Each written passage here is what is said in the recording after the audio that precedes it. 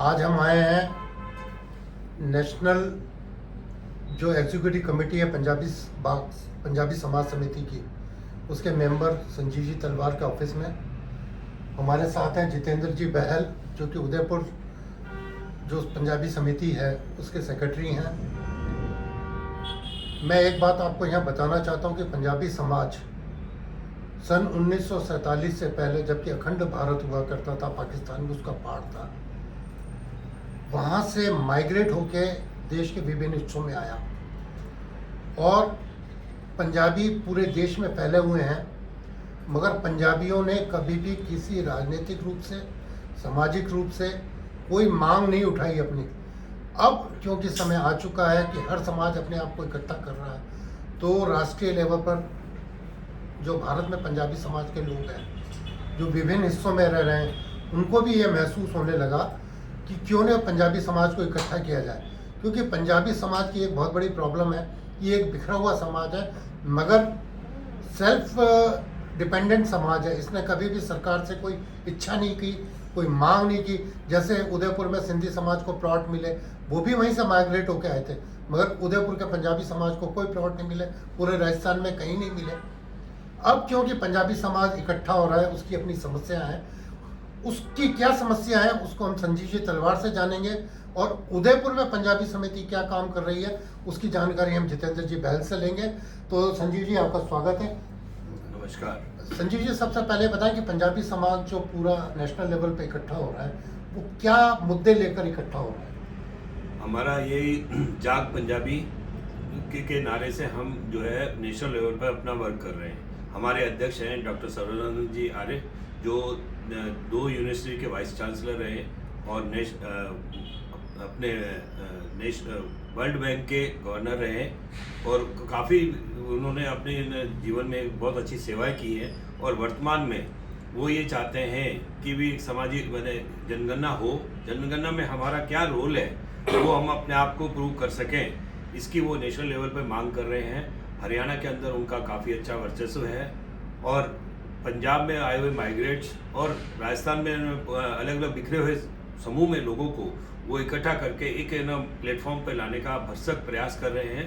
इसके लिए उन्होंने हर क्षेत्र पे एक पंजाबी बोर्ड बनाने की और पंजाबी भाषा को मान्यता देने की, और जो मैंने एक झटके में जो बताते हैं, ये 10 लाख लोग 1947 में 13 अगस्त से 15 अगस्त के बीच में काटे गए थे, जिसमें मैक्सिमम हिंदू थे और मुसलमानों की संख्या उसमें कम थी। वहाँ से हम माइग्रेट होके हम आए इंडिया में।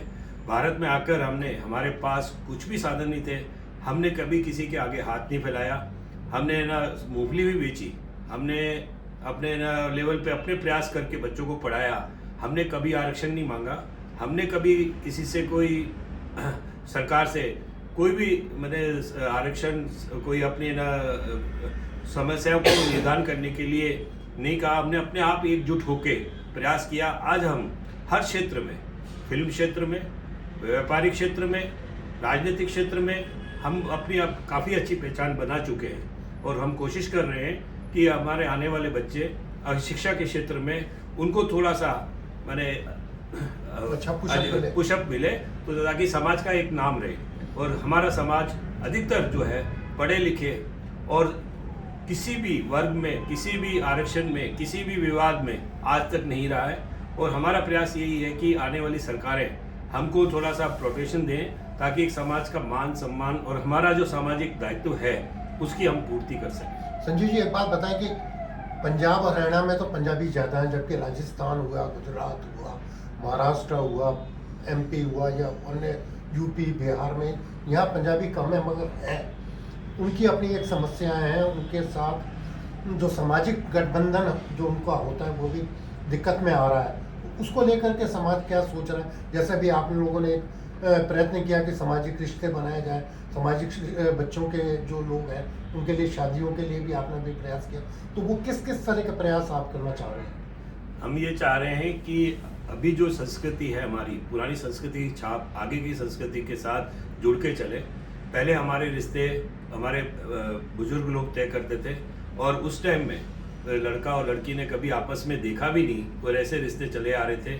आज जब बच्चे जब पढ़ लिख चुके हैं और पढ़ के अपन जब वो बाहर निकल चुके हैं तो वो ये चाहते हैं कि हम अपनी मनपसंद का मैंने रिश्ता तय करें। हम के स्तर पर नेशनल लेवल पर बहुत अच्छा प्रयास कर रहे हैं और हर जगह हमारे सामूहिक विवाह सम्मेलन हो रहे हैं। अभी 7 तारीख को हमारा जयपुर के अंदर वैवाहिक सम्मेलन हुआ था।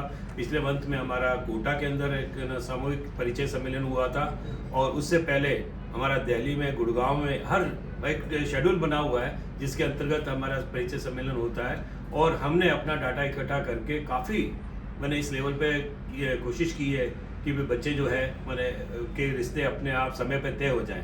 हमारा प्रयास ये है कि बच्चा जो भी है वो 25 साल तक मैंने उनके रिश्ते तय हो जाएं, क्योंकि आफ्टर 25 साल के बाद आज एक समाज के अंदर एक बुरी कुरीति आ चुकी है कि बच्चा शादी करना नहीं चाहता और वो अपने आप शादी नहीं करने के बहाने उसको डिले करता है। और फिर जो आज तलाक की प्रॉब्लम हर समाज के अंदर आ रही है, हमारे समाज भी इसे अछूता नहीं है और वो भी हम प्रयास कर रहे हैं कि ऐसी बातें नहीं हो।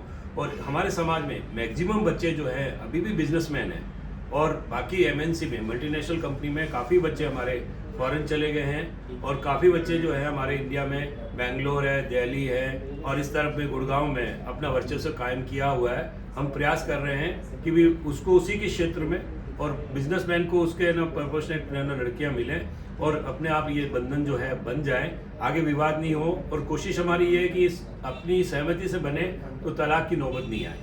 संजीव जी, एक बात कहते हैं कि कनाडा आधा पंजाबियों से भरा हुआ है, इंग्लैंड में पंजाबी हैं, अमेरिका में पंजाबी हैं, मगर क्योंकि हम उदयपुर में रह रहे हैं और उदयपुर में मैं पिछले 40 साल से पत्रकारिता में हूँ, मगर मैंने कभी कोई ऐसा एक्टिव कार्य जो पंजाबियों का हो इकट्ठे होने का वो नहीं देखा। यह भी कुछ समय से पंजाबी समाज इकट्ठा होने लगा, ये एक अच्छा प्रयास है, इकट्ठा होना चाहिए ताकि समाज की प्रॉब्लम को सोल्व कर सकें। मेरे साथ जितेंद्र जी बहल हैं जो सेक्रेटरी हैं।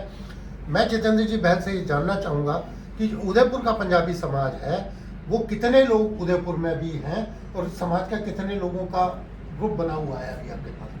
जी, जैसा कि आदरणीय संजीव तलवार साहब ने बताया कि हमारे जो भी पंजाबी समाज के प्रमुख व्यक्ति हैं या परिवार हैं वो बिखरे हुए से हैं और पिछले 2 वर्ष से हम प्रयास कर रहे हैं कि उन सबको हम एक जगह पे, एक मंच पे इकट्ठा करें। इसके लिए हमने कई बार लोहड़ी का प्रोग्राम भी किया, कई बार होली का प्रोग्राम भी किया, इसके अलावा भी और कई प्रोग्राम हमने करने की सोची। तो इसमें कुछ परिवार जरूर से हमारे साथ सम्मिलित हुए। मुख्यतः देखा जाए तो जो पुराने समय से हमारे यहाँ परिवार रह रहे हैं उदयपुर में, वो सारे लोग तो करीब करीब आपस में जुड़ ही रहे हैं, लेकिन बाहर से जो नए युवा व्यक्ति भी आ रहे हैं वो भी अब हमारे समाज के साथ जुड़ना चाह रहे हैं। तो हम चाहते हैं कि कुछ और ऐसे हम प्रोग्राम करें जिससे कि हमारा समाज एकत्रित हो और हमारी जो संस्कृति है, हमारी जो भाषा है वो भी हम हमारे जो आने वाली युवा पीढ़ी है उनको सिखा सकें। तो उसी कड़ी में हम एक प्रयास और करने जा रहे हैं। अभी जो वैसाखी पर्व आ रहा है 14 तारीख को, उस वैसाखी पर्व पे हमने एक विशाल निशुल्क चिकित्सा शिविर का आयोजन करने जा रहे हैं गुरु नानक पब्लिक स्कूल में सुबह 9 बजे से लेके और 1 बजे तक। क्या प्रोग्राम होंगे उसमें? क्या निःशुल्क में आप क्या पब्लिक को सेवा देंगे? पंजाबी समाज के लोग हैं या सर्व समाज के लिए आप ये कर रहे हैं? नहीं, ये ऑर्गेनाइज कैंप जो हम ऑर्गेनाइज कर रहे हैं वो पंजाबी समाज समिति अपनी तरफ से ऑर्गेनाइज कर रही है, लेकिन ये सभी समाज के व्यक्तियों के लिए खुला हुआ है। कोई भी समाज का व्यक्ति आके इसमें स्वास्थ्य लाभ ले सकता है। तो इसमें जो शहर के माने हुए पंजाबी डॉक्टर्स हैं, जैसे हमारे आदरणीय डॉक्टर सरीन साहब हैं बाल विशेषज्ञ, वो अपनी सेवाएं देंगे। डॉक्टर गंभीर साहब हैं जनरल फिजिशियन, वो भी अपनी सेवाएं देंगे। डॉक्टर राहुल खन्ना साहब हैं ऑर्थोपेडिशियन, वो भी इसमें अपनी सेवाएं देंगे। इसके अलावा डॉक्टर मंडोवरा हैं, सुनील मंडोवरा जी, वो अपनी सेवाएं देंगे। डॉक्टर रैना तलवार हैं और डॉक्टर पावेल भारद्वाज हैं। तो ये सब लोग अपना अपना कंसल्टेशन देंगे और अपने अपने क्षेत्र के जो भी इनके मरीज हैं उनको ये अपनी सेवाएं देंगे। इसके अतिरिक्त एक और अच्छी बात है कि हमने जो कुछ सेवाएं देने के लिए प्रयास किया, तो अमेरिकन मेडिकल कॉलेज हॉस्पिटल के डॉक्टर पीपलीवाल साहब ने हमारे को उसमें सहयोग देने का पूरा एश्योरेंस दिया है और वो आके बच्चों का ब्लड ग्रुप भी वहाँ पे फ्री में चेक करेंगे और उनको बताएंगे। इसके अलावा हम और भी कई सेवाएं हैं, जैसे कई कंपनी वालों ने हमारे वहाँ पे काउंटर लगाएंगे, इंश्योरेंस वाले काउंटर लगाएंगे या नर्सिंग स्टाफ वाले काउंटर लगाएंगे। तो जो प्रयास है वो ये कि पूरे समाज को इसका फायदा मिले, सभी वर्ग को इसका फायदा मिले और सभी लोग इससे लाभान्वित हों। बैल साहब एक चीज़ बताएं कि ये इसका जो टाइमिंग्स है वो कितने बजे से कितने बजे तक रहेगा, और इसके लिए क्या प्री रजिस्ट्रेशन की जरूरत है या लोग वहीं आकर कैंप में अपना रजिस्ट्रेशन करवाएं? नहीं, ये कैंप सबके लिए खुला है सर। सुबह रविवार वाले दिन क्योंकि छुट्टी का दिन होता है, इसलिए सुबह 9:30 बजे से लेके और 1 बजे तक जो है वो सभी अपनी सेवाएं इसमें देंगे। और ये सभी समाज के व्यक्तियों के लिए खुला हुआ है, और वो व्यक्ति जिनको स्पेशली इनको ज़रूरत है, जो अपना पैसा खर्च करके किसी डॉक्टर्स के पास परामर्श देने नहीं जा पाते हैं, तो वो भी उनका भी हम इसमें स्वागत करते हैं। बैल साहब एक चीज़ बताएं, बैसाखी आ रही है और बैसाखी पंजाबियों का मुख्य पर्व माना जाता है। बैसाखी से भंगड़ा शुरू होता है जी। गेहूँ कटता है तो फसल कटने के बाद उसको लेकर के क्या नहीं, बहुत